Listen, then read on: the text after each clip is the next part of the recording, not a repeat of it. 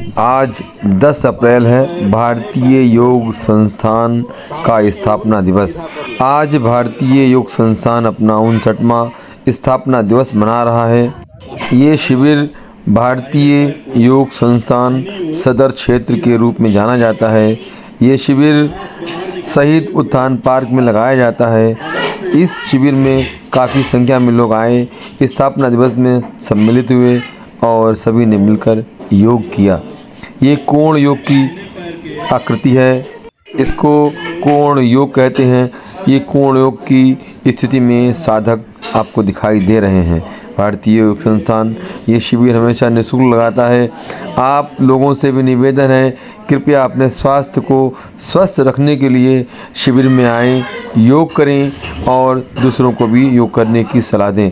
अगर आप स्वस्थ रहेंगे तो आने वाला समय हमारे परिवार के साथ हमारे बच्चे भी स्वस्थ रहेंगे। आप सभी लोग एक साथ आएँ, एक मंच पर आएँ, अपने नज़दीकी शिविर में जाएं और योग करें। योग स्वस्थ रहने का सबसे आसान साधन है। योग करने से आप लोगों को बहुत ही ज़्यादा शरीर में परिवर्तन दिखाई देंगे।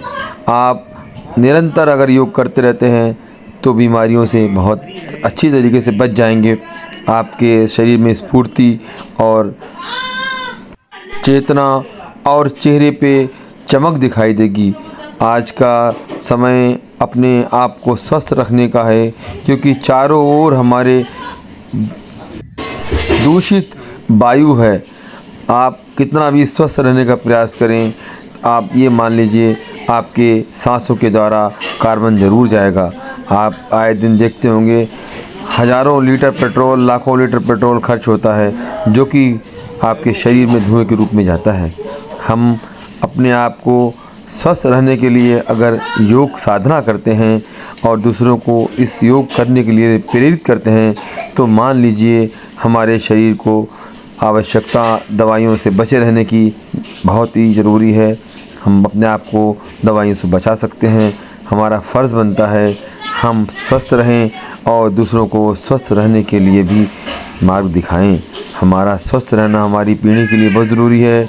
अगर हम योग करते हैं, साधना करते हैं, तो हमारे आने वाले बच्चे, हमारी आने वाली पीढ़ी, वो सभी देखकर प्रेरित होंगे और वो भी योग करेंगे। अगर योग करते रहेंगे तो शायद आपको इस बात का अनुमान होगा कि पीड़ा जो बीमारी से होती है वो अत्यंत होती है, और जो पीड़ा हमको इलाज कराने से भी होती है वो भी अत्यंत होती है।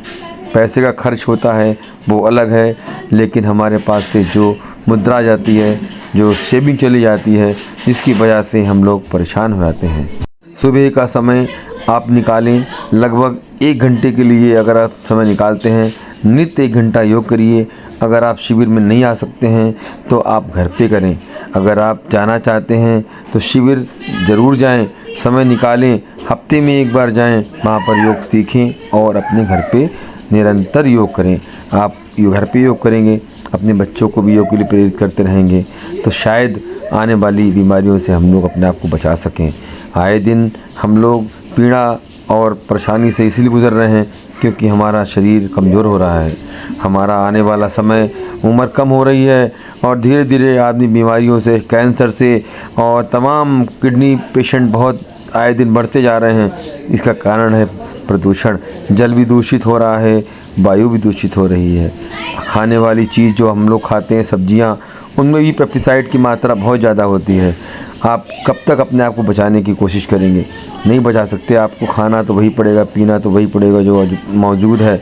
इसलिए अपने आप को स्वस्थ रखने के लिए अगर जितना अधिक कर पाएँ करें। कम से कम योग करने से शरीर में कुछ तो फ़ायदा होगा। अगर आप मानते हैं कि हम स्वस्थ रहना चाहते हैं तो अपने घर पर किसी भी साधन से शारीरिक व्यायाम करें, योग करें। तपस्या है योग।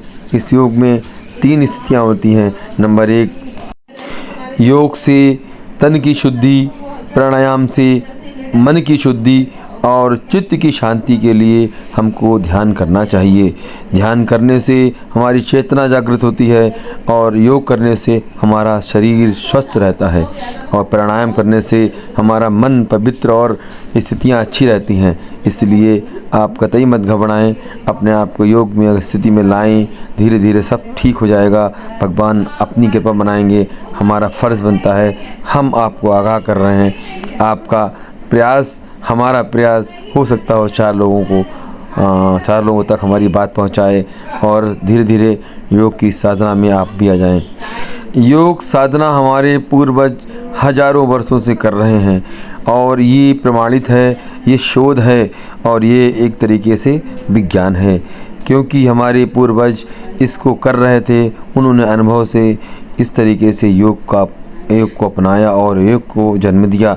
योग एक ऐसा विषय है जिस पर कोई प्रश्न नहीं कर सकता, क्योंकि हमारे हजारों वर्षों से करने वाले जो पूर्वज हैं, उन्होंने इसको एक विज्ञान के रूप में लिया है। एक तरीके से एक विज्ञान है, क्योंकि इस पे बहुत शोध हुए हैं। शरीर के किस अंग पर कौन सा योग प्रभाव डालता है जानना ज़रूरी है, क्योंकि उन्होंने इसको शोध किया है। उन्होंने किताब में लिखा है, हमारे पूर्वज इसको लिख कर गए हैं, क्योंकि पूर्वजों ने पूरी तरीके से रिसर्च की है। इसलिए हमारा फ़र्ज़ बनता है उन पर भरोसा रखें और इस योग को आगे बढ़ाएं। अपने आप को भी योग के लिए प्रेरित करें। हमारा स्वस्थ शरीर होगा, हमारा परिवार भी स्वस्थ होगा, हमारा समाज भी स्वस्थ होगा। इस तरीके से हम आने वाले समय में स्वस्थ रह पाएंगे। हमारा शरीर बलिष्ठ हो जाएगा और हम तमाम की परेशानियों से, तमाम बीमारियों से, तमाम दवाइयों से, तमाम तरीके की तकलीफ़ों से बच जाएंगे। मैंने अपनी बात आप तक पहुंचाई, ये मेरा फ़र्ज़ है।